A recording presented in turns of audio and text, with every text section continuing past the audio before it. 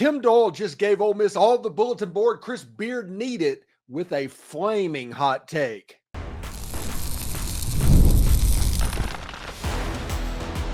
You are Locked On Ole Miss, your daily podcast on the Ole Miss Rebels. Part of the Locked On Podcast Network, your team every day. Welcome to the Locked On Ole Miss podcast, the most watched Ole Miss podcast out there. We bring you the best Rebels coverage every single day. I'm Steven Willis, a 10-year veteran member of the national media and a former Ole Miss staff member. Did a little video there, here to break it all down. Today we're talking about a scorching hot take from Tim Doyle of CBS Sports HQ. He just called Ole Miss the biggest fraud in the NCAA tournament. That's even with North Carolina getting in with a quad one record of 1-12. He called Ole Miss the biggest fraud because they do not pass the eye test. And he also guaranteed that the Rebels will lose to either North Carolina or San Diego State. Did you need some bulletin board material, Chris Beard? Because there it is, straight from AA national TV. We're free and available in all the podcast apps and on YouTube. Thank you for making Locked On Ole Miss your first listen every day. And a special shout out to the insiders and everydayers who make the show what it is. Today's episode is brought to you by the all-new 2025 Nissan Armada. Stay with us for the Armada Team of the Week a little bit later on in the episode. And don't forget to find a second listen on the network. Chris Gordy at Locked On SEC or Corey Burton at Locked On Vandy. They offer more perspectives on college sports, the SEC, and yes, even Ole Miss. So now let's get locked on with an idiot take. So Tim Doyle from CBS Sports HQ yesterday was doing their bracket show and going through all the games, and he got to Ole Miss. And at that point, he decided to opine, and he found somebody that he can generate impressions and clicks with and saying something controversial. And he basically said that I think Ole Miss is a fraud. This 6th seed is a fraud. Now, he also claimed that he was guaranteeing San Diego State or North Carolina to beat this fraud. And this is a North Carolina team that was 1-12 in quad one. There's nothing to dictate the fact that you should guarantee something like this, but he is anyway. Now, they are both talented teams. We talked about how San Diego State was in the national championship game in 2023. We talked about how North Carolina was in the national championship game in 2022. But that doesn't mean Ole Miss is a fraud. And what does that mean? It doesn't pass the eye test. Ole Miss has had some scoring droughts over this season. That is non-debatable, essentially. But defensively, when you look at the fact that they don't turn the ball over, when you look at the fact that they play defense at a super high level, and how, yes, they're flawed, but every team below about the number 2 seed line is flawed. Ask Alabama if this is a fraud. Ask Tennessee if this is a fraud. Ask Kentucky if this team is a fraud. I'm sure they would tell you a completely different story. Heck, Auburn beat Ole Miss 3 times this season. That is quarter of their losses this season were to the top seed in the entire NCAA. Ask them if Ole Miss is a fraud. Ole Miss can win against North Carolina or San Diego State if they play well. If they shoot well, there's not a dang thing that either one of those teams can do about what's going to happen to them. That is one of the benefits of Ole Miss. They are so good in the hidden areas of basketball that when they're on shooting the ball, there's not a chance in the world that you can win the game.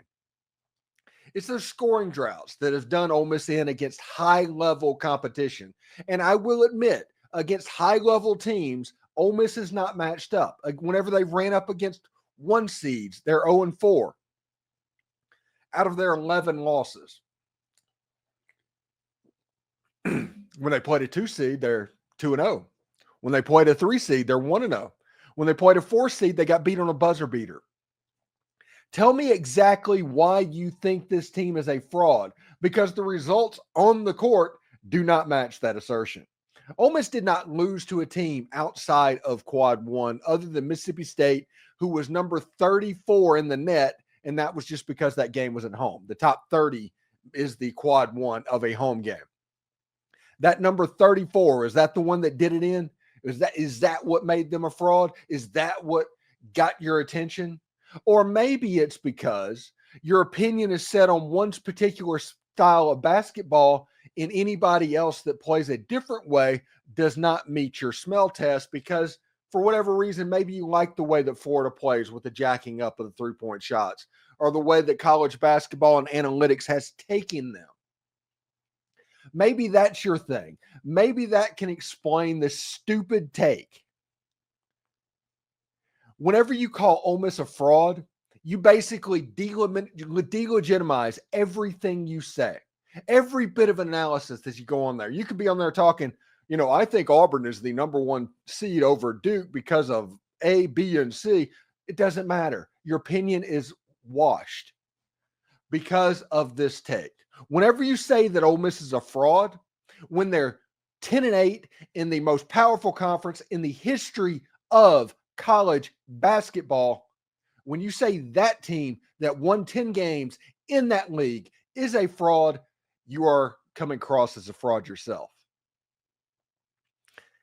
Doesn't make sense, all these stupid takes whenever they look at it. And I get that teams are going to, and people and fans, especially CBS, because CBS and the SEC divorced.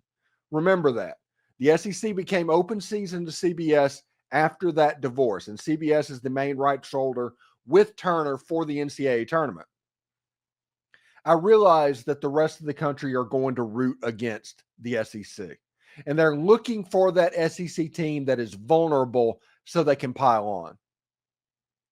So they're having the weirdest freaking takes right now that you can possibly imagine. The mental gymnastics that is going to be required to have these takes is that at one time they're talking about UNC not belonging in the tournament and West Virginia should be over the tournament, but yet UNC should be guaranteed to go into the second round and play Iowa State against Ole Miss because Ole Miss is a fraud. Do you understand the mental gymnastics that has to happen in that scenario? It is really cool, by the way, that if Ole Miss plays North Carolina, Ole Miss is going to get to wear a white jersey in that game in the NCAA tournament. That is going to be really cool for a kid from South Mississippi who's grown up watching Ole Miss basketball.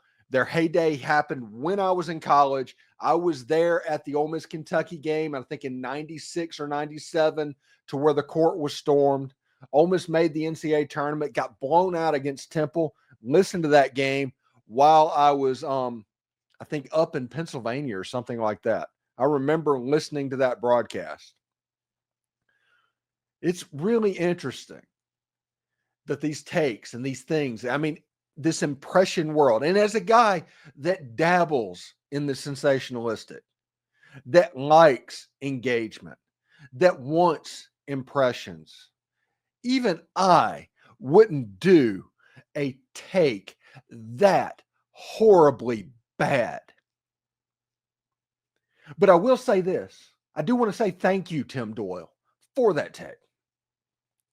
Because playing a play-in game and having a basketball team that has not been to the NCAA tournament since like 2019, 4 or 5 years, a little bit of extra motivation is good. A little bit more to keep them businesslike. A little bit to get Matthew Morrell's attention. A little bit to get Jamin Breakfield's attention. Sean Padula, Juju Murray, those guys. Dre Davis on the outside being completely locked in. Because I hate to break this to everybody in the tournament. You take away 1, 2, or 3 teams in this tournament, and Ole Miss is a 50-50 proposition with everyone else. There's probably 3 teams in this tournament that is heads and shoulders ahead of Ole Miss when Ole Miss is on. When Ole Miss is off, it's Katie bar the door. I get that. Whenever Ole Miss is not shooting the ball well, it can be problematic. I get that. But when Ole Miss is on, when Ole Miss is good, when good Ole Miss shows up, ask Kentucky in the first half how that looks. Ask Alabama in the second half how that looks. Ask Tennessee in the second half how that looks. That's 2 seeds and 3 seeds. That is better than any seed that Ole Miss is going to play until the second round, when they will potentially play Iowa State without their starting point guard, one of their better players. So please save all this Ole Miss is a fraud.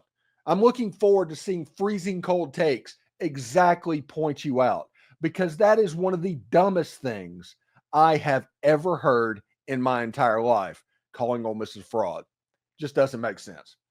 We plan to talk spring practice until somebody dropped the worst take of the year, but let's move on. Lane Kiffin's offense will be explosive, but could it look a little different? Stick around for the breakdown, and we talk about the offensive side of the ball as spring practice starts today.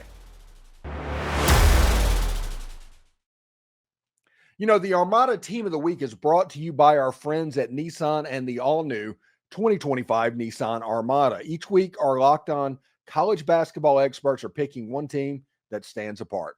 From top-seeded stars to unexpected upsets, these guys showcase the strength and sheer power needed to push their team forward.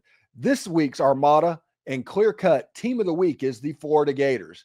The Gators are led by Walter Clayton, 17 points a game in the SEC tournament. They just dominated that tournament, winning each game by at least 9 points. It is clear that our Team of the Week is out here ready to conquer the road ahead with confidence, just like you can in the all-new Nissan Armada or any of Nissan's outstanding vehicles.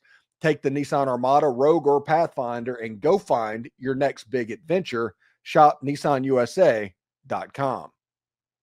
You know, life moves fast, especially when you have a family. One day you're watching your kid take their first steps, and before you know it, they're off to college. That is why securing their future is so important. Fabric by Gerber Life makes it simple to get term life insurance that fits your family's needs. With Fabric, you can apply for term life insurance online right from your couch and be covered in under 10 minutes. And in many cases, no health exam is required. Fabric also offers free digital wills and access to investment accounts to help you plan for your children's future. Join the family of parents and thousands of parents who trust Fabric to help protect their families. Apply today in just minutes at meetfabric.com/lockedoncollege. That's meetfabric.com/lockedoncollege. Policies issued by Western Southern Life Assurance Company, not available in certain states. Prices are subject to underwriting and health questions. Pretty excited about that. We had Austin Simmons on the show yesterday, and Austin, that was one of the most impressive interviews that I've done with a college athlete since I've been doing this. And I've been doing this for 25 years at this point. He has it. At least when you talk to him, you can see why a magnetic personality is working around. He talked about players that he recruited into the Ole Miss system. He talked about Samari Reed, and he talked about Winston Watkins, Florida guys, his guys. It's worth remembering that this crop of Florida athletes were going to be the graduation crop of Austin Simmons before Austin reclassified. And Ole Miss, coincidentally, went heavy on the state of Florida in 2025. So those players are in school getting ready to go through their same spring practice. He really likes Samari Reed. He really likes Winston Watkins. When he talks about them, you can tell that he knows them well. Deshaun Stribling, Trey Wallace. He broke down saying Trey Wallace is kind of a Dayton Wade type wide receiver. Super fast guy, really tough guy. Is really interested to see exactly how he could look once spring practice develops. And Austin Simmons a year ago was 19 of 32, 282 yards, 2 touchdowns, and an interception. It's not the biggest number, but that is higher numbers as a redshirt sophomore than Eli Manning had. That's higher numbers than Matt Corral had. This was a better redshirt freshman season than many people have had in Ole Miss history. A lot's there for Austin Simmons. And he talked about what Lane Kiffin did for him in that famous Georgia drive and what was going on with that. And it's like, hey, we're just going to run the game plan. We trust you. Gave him all of that confidence. And it's a lot of the reason why Lane Kiffin is the quarterback whisperer. But that game plan that he put in for Georgia was for Jackson Dart. And Jackson Dart's a great quarterback. And Austin Simmons can do a lot of the stuff that Jackson Dart can do. But he's going to be a bigger guy, but he's not going to be as thick of a guy as Jackson Dart.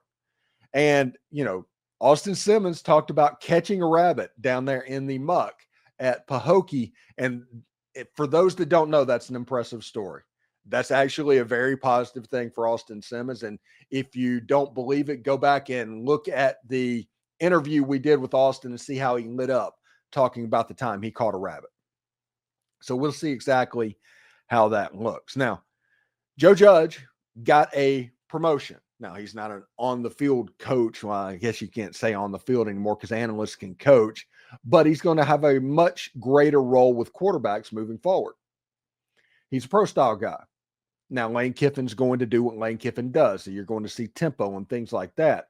But they're going to figure out a way to pro-style it and meld it together because of the cerebral processing ability of Austin Simmons. I'm looking forward to see what can happen. And when you look at the transfer portal, Ole Miss went out and got big bodies. Bigger bodies for the outside. Caleb Odom, Trace Bruckner, Luke Haas to go with Daquan Wright. Whenever you look at them stocking up the tight end room, that kind of makes you think that multiple tight end sets is going to be a very real possibility moving into this spring. Luke Haas was at Arkansas, 26 catches, 324 yards, 4 touchdowns. But he's a flex tight end that can play with his hand on the ground. He is a true hybrid type tight end. He is more of a Daquan Wright than anything else. Trace Bruckner, more of a hand in the ground tight end. Caleb Odom, more of a wide receiver, but they all have tight end level bodies. So if you've listened to my podcast before, you realize exactly what I'm about to say. You realize that with the tight ends that Ole Miss have available to them, and you get the idea that they want to run some 2 tight end sets and they want to have the ability to do it, you can see kind of where the genesis of the idea is. To where you could put Daquan Wright and Luke Haas on the field and run true 12 personnel plays.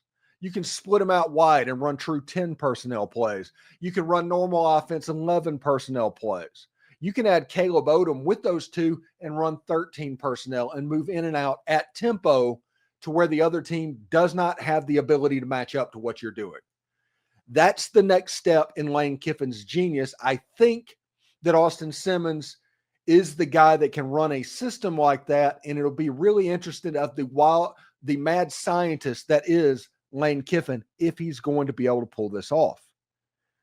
You added the big-time wide receiver on the outside in Deshaun Stribling. He is the guy that has very Trey Harris-like ability. I'm not going to compare him to Trey because, as Austin Simmons said yesterday, Trey's a unicorn.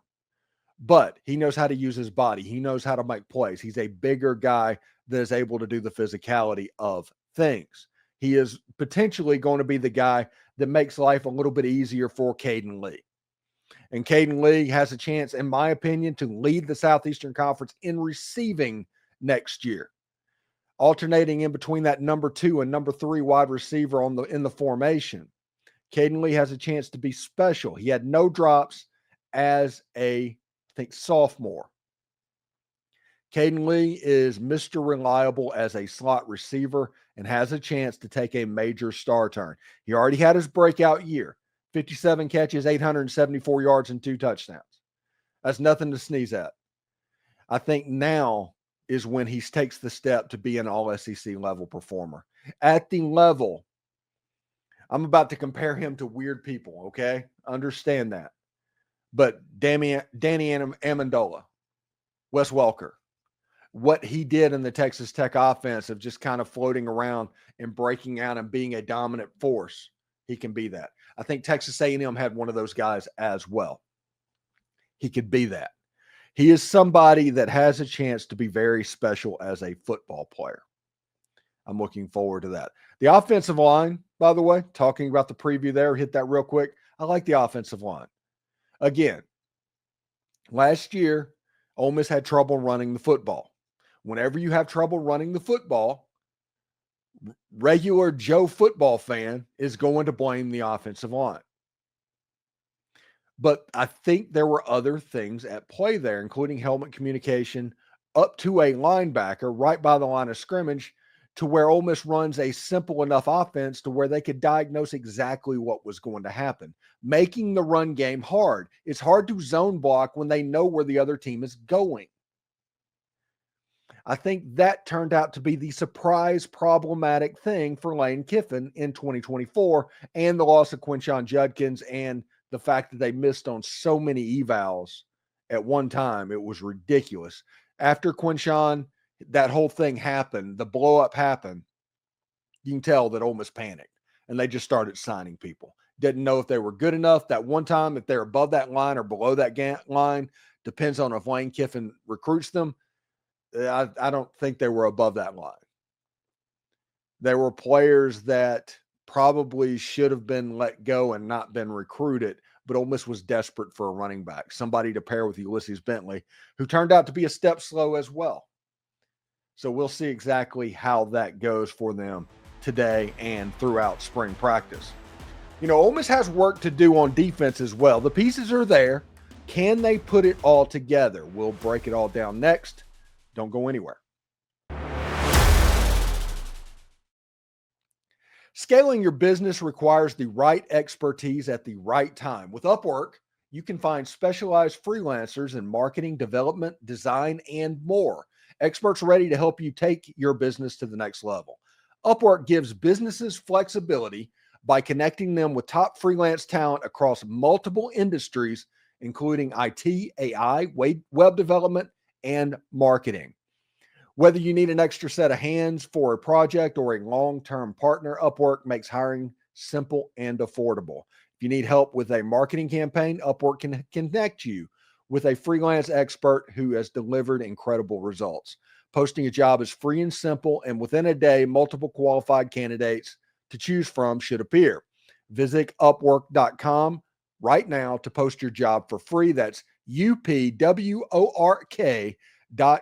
Upwork.com, to connect with top talent and grow your business today. The NCAA tournament is here, and so is the Bracket Breakdown. Locked On Podcast Network and Amazon Fire TV channels are teaming up to deliver NCAA tournament coverage like never before.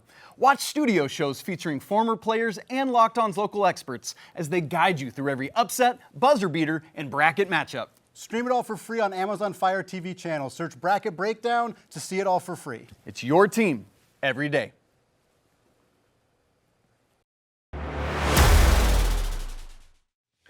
So let's move to the defensive side of the ball. And that's very interesting to me because there's a lot of questions. Like, I love the Ole Miss front seven. Even though every single starting defensive lineman graduated, I love Ole Miss's front seven this year and in the near future. Fantastic. I think there's some questions on the back end of the defense, and we'll get to that in just a second. But if you look at the true front seven or the front six, we'll just go with front six because that star position just gets to be that star position, and it could be something. Ole Miss has went out and got transfers for their linebacker positions to kind of try and replace Chris Paul in the aggregate. And whether it's Andrew Jones or Taj Chambers or Jaden Yates, those guys all are being brought in to partner with TJ Daugherty about potential linebacking position. The player that everybody should be excited about is Andrew Jones because his numbers, 122 tackles, 20 and a half tackles for loss, 3 sacks. Granted, it was on the FCS level. That gives you an idea of what's going on. Ole Miss brought in 2 FCS linebackers, Andrew Jones from Grambling, Taj Chambers from Missouri State. Missouri State's moving up to Division I, or FBS, but I digress. Those 2 players mixed with Jaden Yates, the 100-yard landlord from Marshall, all of these are all conference players. And the important thing of these linebackers is the defensive line has to be good. The defensive line has to be really good for Ole Miss, and I think it can get there.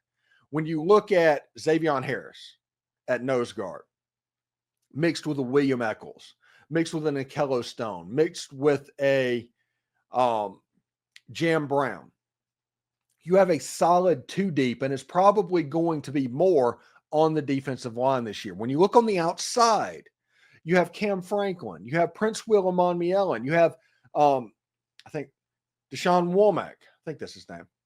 And on the other side, you have Suntaram Perkins. and a lot of players that can get after the quarterback as well. I think the front seven's in really good shape, especially with Pete Golding, who had a year to basically learn from the linebacker whisper in Zach Arnett, but also to work on those defensive ends as well. Pete Golding's a massive master of scheming for the defensive end. It goes all the way back to like Marcus Davenport at UTSA. Pete Golding has always been able to scheme defensive ends and enable them to get explosive plays on defense. Get them from 1st and 10 to 2nd and 13 to 3rd and 17. That's his goal. And that makes the secondaries work a little bit easier. And the secondaries work needs to be a little easier this year. I like Jalen Braxton. I like Chris Graves. Heck, I like Cedric Beavers. I think Cedric Beavers has a chance to be a surprise player for Ole Miss. And with the JUCO ruling, who knows if he wasn't just a redshirt freshman a year ago or a redshirt freshman this year. Who knows? We'll see exactly what that looks like. Ole Miss probably needs to go get another cornerback in the transfer portal if one comes available. And at safety, they have a chance to be really young. Other than Sage Ryan and the kid from Washington State, which I can't pronounce his name at this point.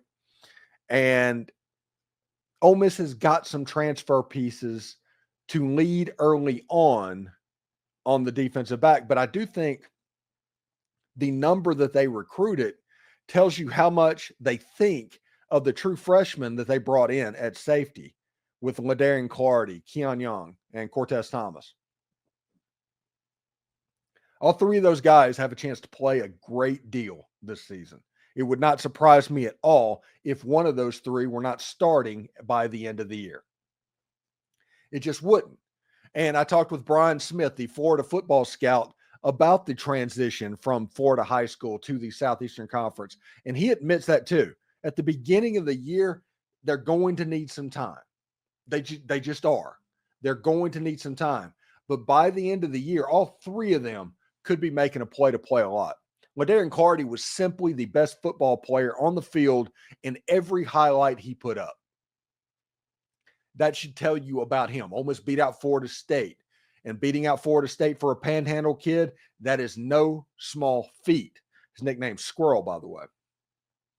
Cortez Thomas, saw him at the Under Armour All-American game.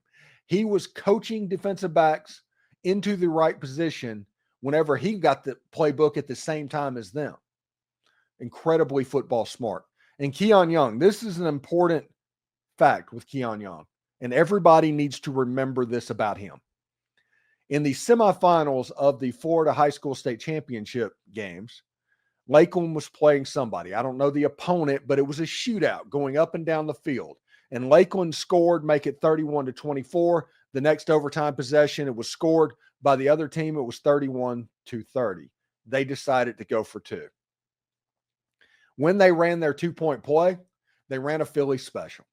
One of those trick plays designed to make people look bad and have a quarterback wide open in the corner of the end zone to catch the pass and win the game. As soon as it got snapped, Keon Young diagnosed what was going to happen, ate up the play, and broke up the pass, and Lakeland won the football game. An incredibly football smart guy. He has a chance to be a starter at free safety at Ole Miss for multiple years. He is a really elite football player, and I am super high on Keon Young. So we'll see exactly how that goes as spring practice begins today. Thank you for making Locked On Ole Miss your go-to source for Ole Miss sports. We pride ourselves on offering the most comprehensive perspectives, which is why we're the #1 Ole Miss podcast out there, and your support means the world to us. Thank you for making Locked On Ole Miss your first listen. For your second listen, check out Locked On College Basketball with Isaac Shade and Andy Patton.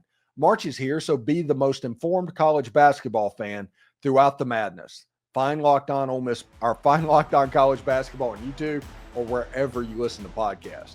Hotty toddy, everybody. And remember, analytics is just the old English word that means bad football. We'll see you tomorrow.